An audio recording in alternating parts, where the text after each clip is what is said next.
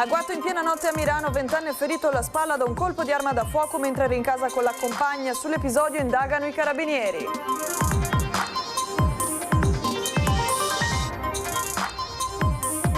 Ennesima vittima della strada nella notte a Scorzè. Un 49enne di Martellago ha perso il controllo della macchina sbandando sull'altra corsia e finendo contro un platano. Venerdì mattina a San Stino di Livenza i funerali di Chiara Guerra, l'insegnante di 53 anni uccisa a coltellate dal nipote di 17 anni. In paese sarà lutto cittadino. Allerta meteo da gialla ad arancione, attenzioni serate fino a domani mattina. Intanto la regione allarga il divieto di lavorare all'aperto nelle ore più calde. Scopre la relazione extraconiugale della madre della fidanzata e la ricatta per estorcere del denaro. Arresti domiciliari per un ragazzo di 18 anni. C'è anche il rischio terrorismo tra i giovanissimi nell'attività della Procura di Venezia. Ne ha parlato la nuova procuratrice aggiunta Barbara Sargenti dopo la cerimonia di insediamento alla Cittadella della Giustizia di Piazzale Roma.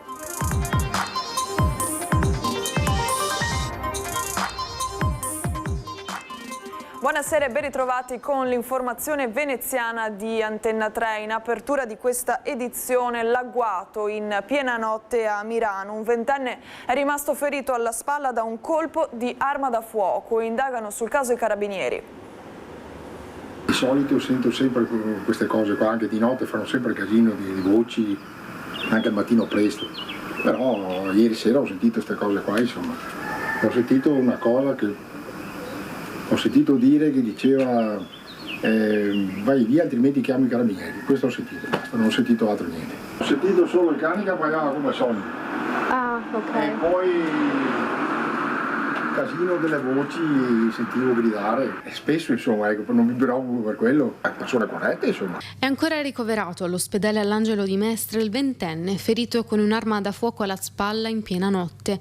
Stava rincasando con la compagna nella casa di Via Dasman a Zianigo, frazione di Milano, dopo la serata passata insieme quando due persone gli hanno teso un agguato, arma da fuoco in pugno. Gli hanno sparato alla spalla. Sul fatto indagano i carabinieri allertati dai soccorritori del SUEM 118 arrivati sul posto per medicare e trasportare in ospedale il giovane. La vittima, cittadino di nazionalità albanese, seppur grave, non è attualmente in pericolo di vita e sarà ascoltato nelle prossime ore dagli inquirenti per capire il movente della sparatoria per mano, pare, di due connazionali.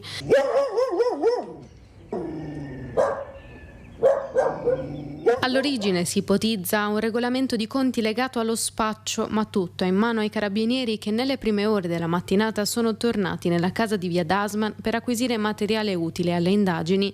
Trovato un bossolo, ma non ancora l'arma del delitto. I due attentatori sono fuggiti, ma le forze dell'ordine sarebbero sulle loro tracce. Si indaga per tentato omicidio, episodio che lascia inquietudine e preoccupazione nella piccola cittadina di Milano. Milano è una città tranquilla, episodi particolari non ne succedono, quindi ci dispiace molto. È comunque un campanello d'allarme, cioè la guardia non la devi mai abbassare, poi esiste, come si dice, il paese più tranquillo, quello meno tranquillo, però poi tante volte i fatti smentiscono queste idee, noi dobbiamo essere sul pezzo, avere massima attenzione. Quello che è importante per il momento è che c'è stato un ferito, è un ferito lieve, adesso i prossimi giorni capiremo cosa è successo davvero e nel caso se ci sono dei provvedimenti anche da parte del comune che devono essere presi.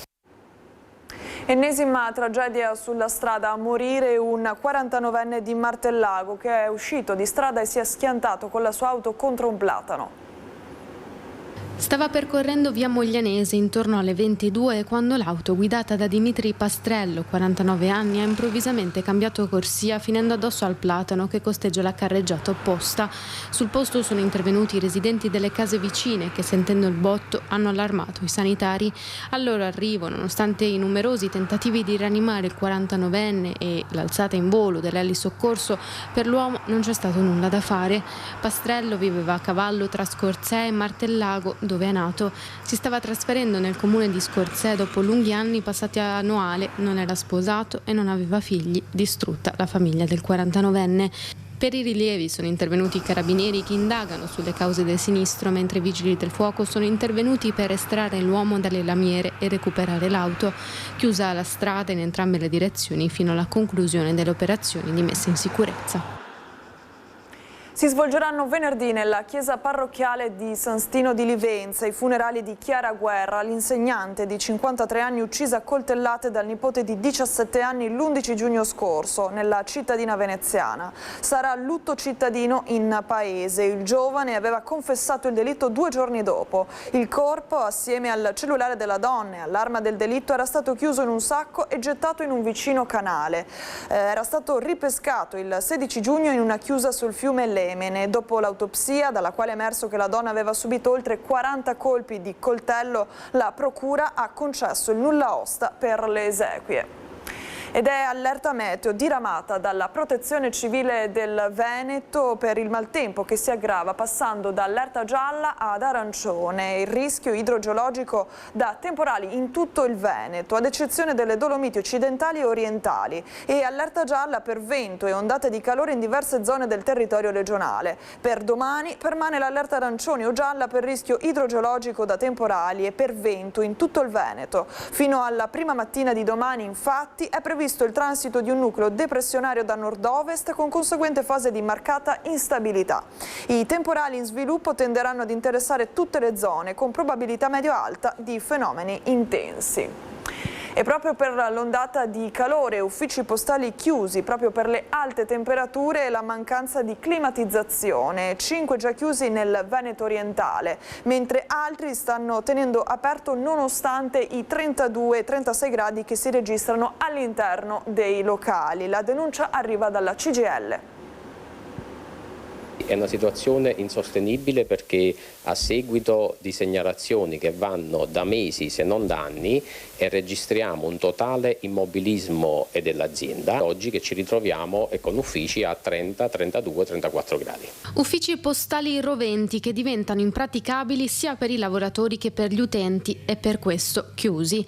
È la situazione che si trova ad affrontare la provincia di Venezia, 5 attualmente ad aver chiuso i battenti a causa del malfunzionamento addirittura dell'assenza di sistemi di refrigerazione dell'aria.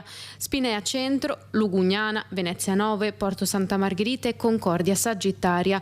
Molti altri sportelli che si trovano in condizioni critiche però secondo la CGIL restano aperti. Il sindacato elenca in particolare il Lido di Venezia, Porto Gruaro Centro e Mestre 2. Si pensi all'ufficio di Concordia e Sagittaria, chiuso l'anno scorso per lavori Polis. Si sapeva già che l'impianto di climatizzazione non funzionava, lo hanno chiuso ora fino al 7 luglio, spostando la clientela su Porto Gruaro che a sua volta da anni all'impianto che non funziona. L'SLC CGIL denuncia anche la situazione dei portalettere che si trovano a lavorare sul territorio in condizioni ambientali molto pesanti, come quelle del centro storico di Venezia, dove recapitano a piedi le lettere facendo diversi chilometri al giorno. Poste Italiane ha avviato in questi giorni inoltre una riorganizzazione che prevede per il veneziano il taglio di 36 zone di recapito, ampliando i giri di consegna e aumentando il carico di lavoro e dunque lo stress fisico dei lavoratori. Come rappresentante per la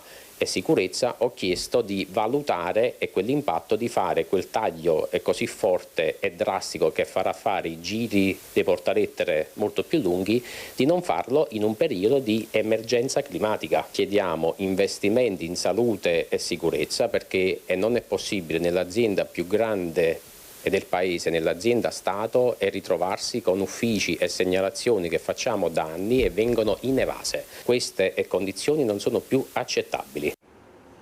Arresti domiciliari per un 18enne veneziano accusato di aver ricattato ed estorto denaro alla madre della propria fidanzata dopo aver scoperto una relazione extraconiugale della donna. Secondo i carabinieri le avrebbe chiesto 50.000 euro in cambio del silenzio, riuscendo ad ottenere una prima tranche di 7.000 euro, prima che la donna denunciasse tutto. Alla seconda richiesta di denaro la procura ha disposto che alla consegna potessero assistere gli investigatori nascosti nelle vicinanze, che hanno quindi arrestato il ragazzo. Teatro della vicenda una località del Veneto orientale. I militari indagano anche per accertare se nel ricatto sia stata coinvolta anche la figlia della donna, legata sentimentalmente al 18enne, che potrebbe avergli consegnato immagini o documenti sull'infedeltà della madre. E la polizia ha arrestato a Mestre un kosovaro già espulso dall'Italia e rientrato illegalmente dopo che aveva aggredito la compagna. Gli agenti della polizia l'hanno trovata sanguinante, con lesioni e ferite al volto. Ad allertare le forze dell'ordine era stata lei stessa, che aveva chiesto aiuto chiamando il 113. Mentre i poliziotti accompagnavano la donna all'ospedale dell'Angelo, altri agenti rintracciavano e bloccavano a poca distanza di tempo il presunto aggressore, il suo compagno, un cittadino di origini kosovare che era già stato espulso dall'Italia perché irregolare sul territorio nazionale.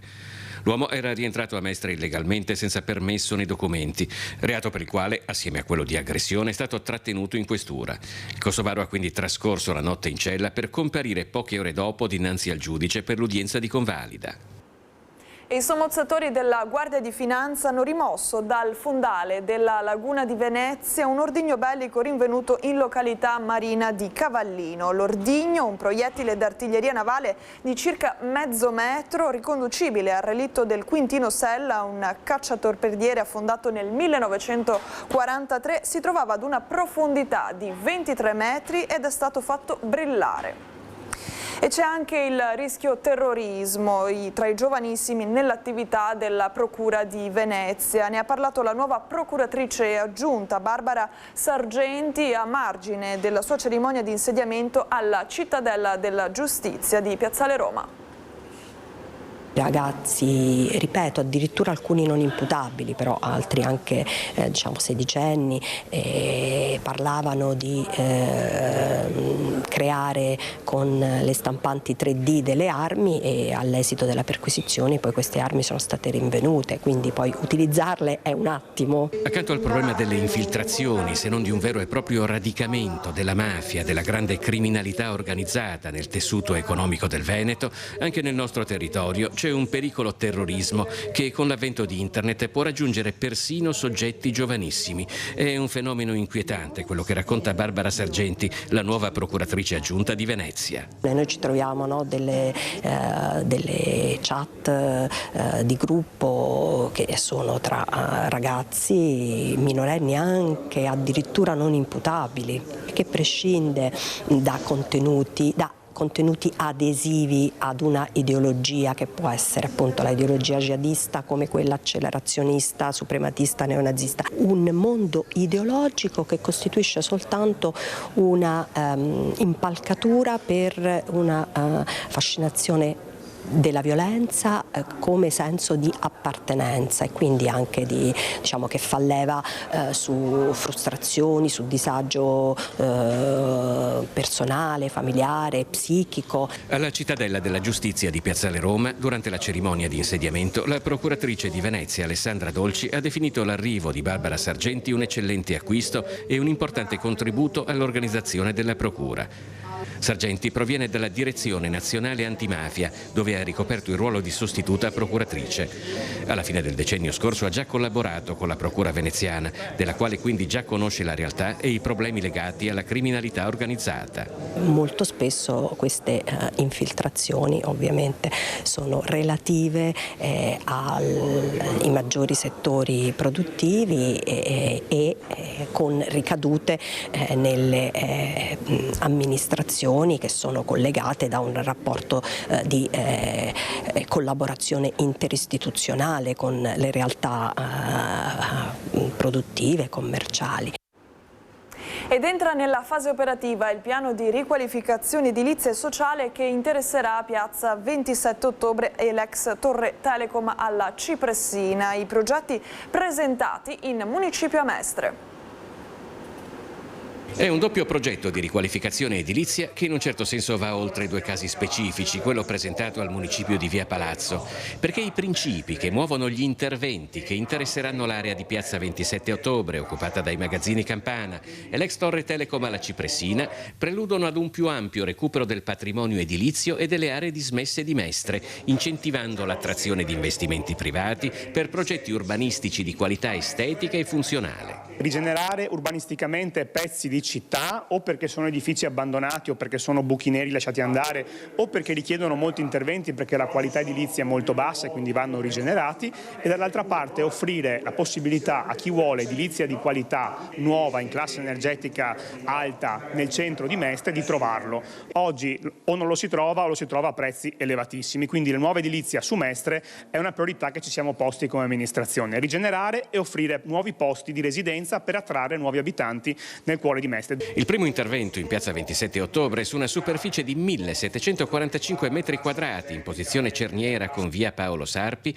prevede la demolizione delle strutture prive di valore architettonico, il recupero degli edifici di interesse storico e la realizzazione di un nuovo complesso a prevalente destinazione residenziale. Il secondo intervento consiste nella rigenerazione dei quasi 14.000 metri quadrati dell'ex compendio Telecom di via San Damiano attraverso la demolizione delle vecchie strutture, sostituite da 3 edifici di 5 piani ad uso residenziale, mentre la torre di 52 metri sarà interamente restaurata per ospitare uffici nei primi livelli e alloggi ai piani superiori. In questo modo si vuole attrarre chi ha la possibilità di acquistarli e dare una soddisfazione a quella domanda che esiste e che poi alla fine può portare a trattenere famiglie a Mestre, evitare che vadano nei comuni limitrofi o addirittura anche a riportarle. Sotto la lente di ingrandimento del Comune di Venezia ci sono ora anche altre aree di Mestre il cui stato attuale non coincide con la visione della città della nuova amministrazione. Gli uffici sono al lavoro su un regolamento per il decoro che prevederà anche delle sanzioni per chi non tiene,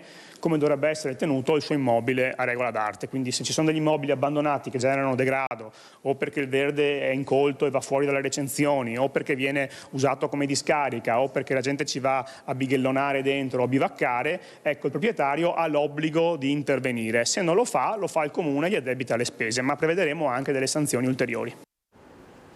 E questa era anche l'ultima notizia di oggi. L'informazione di Antenna 3 vi dà appuntamento alla prossima edizione. Dopo la sigla, le previsioni meteo. Grazie per essere stati con noi e buona serata.